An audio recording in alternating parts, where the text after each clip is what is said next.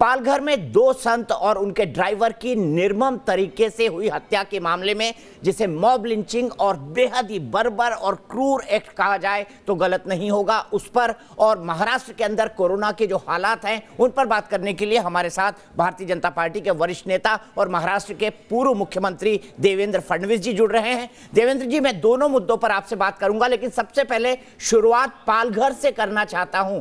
आखिर महाराष्ट्र में ऐसे क्या हालात बन गए कि 60 से 80 किलोमीटर दूर मुंबई, जो देश की आर्थिक राजधानी है, वहां दो संतों को इस तरीके से मार दिया जाता है और पुलिस उनको भीड़ में फेंक रही है? जी देखिए, बहुत ही बर्बरतापूर्ण तरीके से इन संतों को वहां पर मार दिया गया है। और हमने भी जब वीडियो देखा तो हमारे भी रोंगटे खड़े हो गए। लेकिन इसमें सबसे शर्मनाक बात यह है कि पुलिस स्वयं एक प्रकार से उनको बचाने की जगह उनको सौंपते हुए दिखाई पड़ती है, अपना हाथ छुड़ाकर निकल जा रही है और उनको मरने पर मजबूर कर रही है। और इसमें सबसे महत्व की बात अगर कोई होगी तो जो मेरी जानकारी है कि पुलिस की जो एडिशनल फोर्स है वो भी वहां पर करीब करीब पास में थी, उनको भी किसी ने रोका था और रुकने के बाद वो आगे नहीं बढ़ पाई। तो ऐसा कौन सा कारण था कि ऐसी रैपिड एक्शन फोर्स भी आगे न जा पाए? ऐसे तो हालात वहां नहीं मुझे नजर आते। और जिस प्रकार से लोग मार रहे थे, आपको मैं जानकारी दे दूं, 8 दिन पहले ही ऐसी ही एक घटना में एक डॉक्टर को मारा गया था, एक जगह गोली भी चली थी। तो इस प्रकार की सारी घटनाएं होते हुए मुझे समझ में नहीं आता कि प्रशासन क्या कर रहा था। वहां पर जो पुलिस मौजूद थे उसमें मेरी जानकारी के अनुसार एक एएसआई था जिनके पास बंदूक भी थी, लेकिन न बंदूक निकली, न हवाई फायर हुआ, न किसी को डराने का प्रयास हुआ। सीधा उठाकर जिस प्रकार से उनको सौंप दिया गया और जिस बर्बरता से उनकी निर्मम हत्या की गई, मैं ऐसा मानता हूं ये बहुत ही खराब, इस प्रकार की बात हमको पहली बार देखने को मिली। क्यों हुआ देवेंद्र जी, आपकी क्या जानकारी है? क्योंकि आप 2014 में तो वहां से बीजेपी के विधायक थे, लेकिन इस बार एनसीपी और सीपीएम के गठबंधन से सीपीएम के विधायक वहां पर बने हैं। क्या इसके पीछे आपको कोई पॉलिटिकल सोशल एंगल नजर आता है? आपकी क्या जानकारी है? देखिए, अभी तो ये तो सारा जब इसकी तफ्तीश होगी तो उसमें ध्यान में आएगा। लेकिन ये बात भी है कि वहां पर डोमिनेंस जो है वो सीपीआई का बड़े सालों से रहा है और हमेशा सीपीआई वहां चुनकर आती थी। इस बार, पिछले बार हमारे एमएलए चुनकर आए, अभी बहुत कम वोटों से हमारे एमएलए वहां पर हारे। लेकिन वहां का सीपीएम का जो इतिहास है ये हमेशा हिंसा का इतिहास रहा है। अगर आप पुराने समय भी देखोगे तो कई बार सीपीएम के कार्यकर्ताओं ने वहां पर हिंसा की है, लोगों को मारा है, अलग अलग प्रकार से जो सेवा कार्य भी चलते हैं उन पर भी अटैक किया है। तो इसलिए ये भी ढूंढना पड़ेगा। मैं तो आज आधिकारिक तौर पर नहीं कहूंगा, लेकिन क्या इसके पीछे कोई साजिश है, इसको भी ढूंढने की आवश्यकता है। अनिल देशमुख जी ने कहा है कि इस पर पॉलिटिक्स ना हो, इस पर राजनीति ना हो। सीबीआई की जांच की मांग की थी अखाड़ा परिषद के अध्यक्ष महंत नरेंद्र गिरी ने, उन्होंने उसको ठुकरा दिया और कहा कि सीआईडी की जांच होगी। क्या आपको लगता है कि इस मसले की सीबीआई जांच होनी चाहिए? देखिए, मुझे ऐसा लगता है कि अगर देश भर के संतों की ये मांग है कि सीबीआई जांच होनी चाहिए, क्योंकि उन संतों को ये लगता है कि जिस प्रकार से वहां पर सारी कार्रवाई हुई है, 16 तारीख को घटना घटती है, 17 को एफआईआर दाखिल होता है और 18 तारीख तक पुलिस, जो कोई भी छोटे से छोटा एफआईआर दाखिल होता है तो उस पर पुलिस को एक प्रेस नोट निकालनी पड़ती है कि हमारे ये एफआईआर दाखिल किया। किंतु 18 तारीख तक पुलिस उस एफआईआर को छुपा कर रखती है और 16 तारीख की घटना का जो प्रेस नोट है, 18 तारीख को निकलने के बाद फिर जब देश में आक्रोश शुरू होता है तो गिरफ्तारियां शुरू होती है। तो ये सारी चीजों को देखते हुए, जिस प्रकार का कवर अप है, जिस प्रकार से प्रशासन की लापरवाही रही है, तो मुझे ऐसा लगता है कि अनिल देशमुख जी को तो ये कहने का अधिकार ही नहीं है कि क्यों इस पर पॉलिटिक्स हो रही है, क्योंकि उनके नाक के नीचे इस बात को छुपाया गया है। और मुझे लगता है अगर देश भर के संतों को ये लगता है कि इस बात की तफ्तीश सीबीआई ने करनी चाहिए तो मैं मानता हूं कि सरकार ने उस पर गंभीरता से विचार करना चाहिए। संतों ने तो यह भी कहा है कि अनिल देशमुख का तुरंत इस्तीफा होना चाहिए। क्या बीजेपी के नेता के तौर पर, पूर्व मुख्यमंत्री के तौर पर आपको ऐसा लगता है कि उनका इस्तीफा होना चाहिए? देखिए, वैसे तो जिस प्रकार की घटनाएं घट रही है, अनिल देशमुख जी अभी गृह मंत्री बने हैं और उनके गृह मंत्री बनने के बाद महिलाओं पर अत्याचार की इतनी घटनाएं महाराष्ट्र में घटी जिसका कोई हिसाब नहीं है। अब घटनाओं को कम करने की जगह उन्होंने कहा हम तो नया कानून ला लेंगे और आंध्र प्रदेश जैसा कानून लाएंगे। उसके बाद लॉकडाउन में वाधवान परिवार की घटना हो, अभी की ये घटना हो, तो एक प्रकार से फेलियर तो बिल्कुल नजर आता है। और मुझे ऐसा लगता है कि शायद अगर उनको ये जो विभाग है, ये विभाग अगर वो संभाल नहीं पा रहे हैं तो उन्होंने स्वयं ही बोल देना चाहिए कि मुझे अन्य विभाग दे दीजिए, ये विभाग मुझसे संभलता नहीं है। एक आखिरी सवाल सर, क्या लगता है क्या हो सकता है? आपने कहा साजिश हो सकती है, जांच होना चाहिए, बट प्रिलिमिनरी रिपोर्ट उस गांव के बारे में आपको क्या बताती है? फिर मैं कोविड पर आऊंगा सर। देखिए, प्रिलिमिनरी रिपोर्ट के अनुसार तो मैंने जैसे पहले ही बताया कि वहां पर सीपीएम का एक बड़ा इतिहास रहा है, हिंसा का, लोगों के ऊपर हमले करने का एक बड़ा इतिहास रहा है। और विशेष रूप से उनके विचारों के खिलाफ का विचार अगर कोई रखता है और ऐसे लोग अगर कोई कार्य भी करते हैं, अच्छा काम भी करते हैं, तो उनको वहां पर करने नहीं दिया जाता। और इसलिए ये सारा इतिहास को देखते हुए इसके पीछे क्या साजिश है, इसको तो ढूंढना ही पड़ेगा।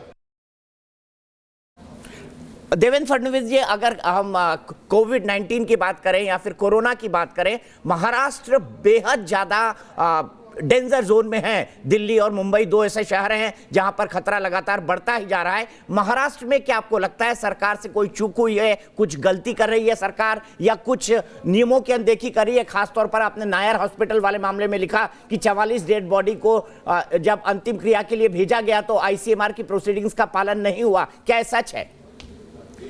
जी बिल्कुल ऐसा है कि जिस प्रकार से महाराष्ट्र में कोरोना बढ़ रहा है और एक प्रकार से महाराष्ट्र में लॉकडाउन की भी धज्जियां उड़ाई गई, इसके चलते आज मुंबई जैसा शहर हो, पुणे जैसा शहर हो, ऐसे कई शहरों में कोरोना का फैलाव इतना बढ़ रहा है कि मानो चीजें हाथ से बाहर जाती हमको दिखाई पड़ती है। आज देश का हर चौथा जो कोरोना पीड़ित व्यक्ति है वो महाराष्ट्र से आता है। तो मुझे लगता है कि एक बड़ी अलार्मिंग सिचुएशन है।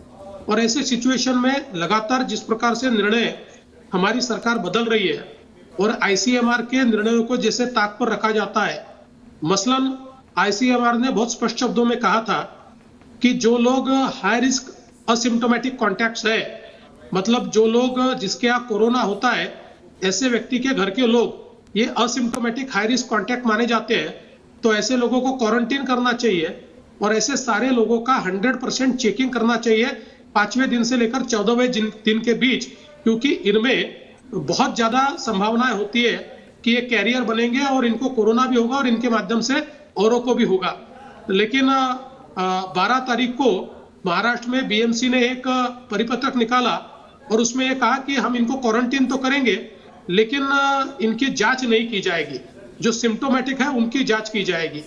तो मैंने उसके ऊपर काफी हल्ला चढ़ाया जी। उसके बाद फिर उसको थोड़ा बदला गया और उसमें यह कहा गया कि अगर जरूरत पड़ी तो इनकी जांच करेंगे, 5वें दिन हम देखेंगे और जरूरत होगी तो जांच करेंगे। लेकिन मैंने स्वयं महाराष्ट्र सरकार के मेडिकल एजुकेशन डिपार्टमेंट का एक रिपोर्ट ये सीएम साहब को भेजा, जो रिपोर्ट ये कहता है कि महाराष्ट्र में पाई जाने वाली केसेस में से 79% केसेस असिम्प्टोमेटिक है। और फिर अगर आप असिम्प्टोमेटिक केसेस का अगर परीक्षण ही नहीं करोगे तो किस प्रकार से हम कोविड को रोक पाएंगे, ये सवाल था। दूसरी बात आपने जो नायर के बारे में कही, इसमें कुछ मेरे सामने कई ऐसे केसेस मेरे सामने आए जो मैंने जानबूझकर, देखिए ऐसे समय हम कैसे जानकारी तो पब्लिक में नहीं दे सकते, इसलिए मैंने सिर्फ मुख्यमंत्री जी को जानकारी भेजी है। पर इसमें ध्यान में आता है कि व्यक्ति को एडमिट करते समय सस्पेक्टेड कोरोना इस रूप में उसको एडमिट किया गया। अब मसलन होना तो ये था कि ऐसे समय जब एडमिट होता है तो आईसीएमआर कहता है कि तुरंत उसका स्वैब लिया जाना चाहिए और उसकी कोविड टेस्ट होनी चाहिए। अब उसके कागजों में भी लिखा गया इसको आइसोलेशन में एडमिट किया जाए, इसका तुरंत स्वैब लिया जाए, लेकिन न स्वैब लिया गया न टेस्ट की गई और उसके बाद वो व्यक्ति मर गया। जैसे एक आदमी तो 4 दिन अस्पताल में है 4 दिन में भी स्वैब नहीं लिया गया, वो मर गया। मरने के बाद फिर सस्पेक्टेड कोविड करके उसकी बॉडी रिलीज कर दी गई। अब ये बॉडी नॉन कोविड करके रिलीज होने के कारण अब उसको नॉन कोविड बॉडी की तरह ट्रीट किया जाएगा, वैसे उसका क्रिमेशन होगा, अंत्य संस्कार भी वैसे होगा, और उसके घर के लोगों को न क्वारंटीन किया जाएगा, न उनको हाई रिस्क कॉन्टैक्ट माना जाएगा, न उनका कोई टेस्ट होगा। तो उनके माध्यम से बड़े पैमाने पर कोविड फैलने की भी जो हमको संभावना है वो उसको बल मिलता है। तो इस प्रकार की जो कार्रवाइयां हो रही है, मैंने वो सारी चीजें ध्यान में लाकर दी है। मुझे ऐसा लगता है कि हम लोग संख्या छिपाने के चक्कर में अगर इस प्रकार के निर्णय लेंगे तो कोरोना बढ़ेगा, वो कम नहीं होगा। उसके साथ साथ देखिए, मुंबई में कुछ इलाके ऐसे हैं कि जहां एरिया स्प्रेड है, यानी उस एरिया में कम्युनिटी स्प्रेड हमको दिखाई देता है। मसलन हमने देखा वर्ली, ये देश का सबसे बड़ा हॉटस्पॉट बना है, जीजामाता नगर है, धारावी है, ये बड़े हॉटस्पॉट बन रहे हैं। ऐसे जगह पर असिम्प्टोमेटिक टेस्टिंग ये बहुत जरूरी है। अगर वो हम नहीं करेंगे तो लोग कैरियर बनकर और लोगों को इन्फेक्ट करेंगे और ये कम्युनिटी स्प्रेड की जैसा ये बढ़ेगा।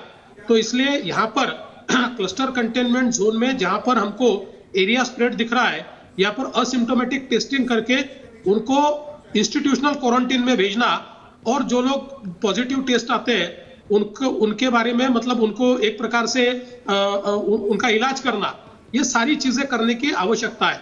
उसके साथ साथ आज भी हॉस्पिटल्स में कई प्रॉब्लम्स है। हॉस्पिटल्स में आज भी मुंबई जैसी जगह हमारे फ्रंटलाइन वर्कर्स को पीपीई किट्स नहीं मिल रही है, उनको आवश्यक वो उस प्रकार के प्रोटोकॉल्स नहीं मिल रहे हैं, कोविड और नॉन कोविड का सेपरेशन नहीं हो पा रहा है, कई हॉस्पिटल्स बंद पड़ गए हैं, और कई हमारे जो पेशेंट है, जो नॉन कोविड पेशेंट है लेकिन जिनको रेगुलर कुछ ना कुछ, किसी को डायलिसिस लगता है, किसी को कीमोथेरेपी लगती है, आज उनके लिए कोई अस्पताल ही बचा नहीं है। तो मुझे लगता है कि ये सारी चीजों के मद्देनजर हम लोगों को थोड़े बोल्ड डिसीजंस लेने पड़ेंगे, और एक प्रकार से इस सारी व्यवस्था को चुस्त दुरुस्त करके अगर संख्या बढ़ती भी है तो उससे बिना डरे हम लोग कैसे इलाज कर पाए, इसका विचार हम करें, न कि संख्या को सप्रेस करें। आखिरी सवाल सर, क्या आपको लगता है कि जैसे आपने वर्ली जो सबसे बड़ा हॉटस्पॉट है उसका जिक्र किया, आपको लग रहा है जो एसिम्प्टोमेटिक केसेस हैं, इसका मतलब है क्या कहीं कम्युनिटी स्प्रेड हो रहा है मुंबई के अंदर? इसकी संभावना से आप इनकार नहीं कर रहे? नहीं, देखिए, मैं ये नहीं कहूंगा अभी कम्युनिटी स्प्रेड है, लेकिन ये एरिया स्प्रेड जरूर है। और एरिया स्प्रेड का सीधा अगर हम एरिया स्प्रेड नहीं रोकेंगे तो वो कम्युनिटी स्प्रेड में बदल सकता है, कभी भी बदल सकता है। इसलिए एरिया स्प्रेड ये एक ऐसी अवस्था होती है जिस अवस्था में एक क्लस्टर कंटेनमेंट एरिया में, एक विशिष्ट एरिया में ज्यादा लोग ये कोरोना से ग्रसित पाए जाते हैं। तो ऐसे समय अगर उसको वही हमने रोका नहीं और उसका साइकिल अगर हमने तोड़ा नहीं, तो फिर आगे वो कम्युनिटी ट्रांसफ्यूजन में जा सकता है।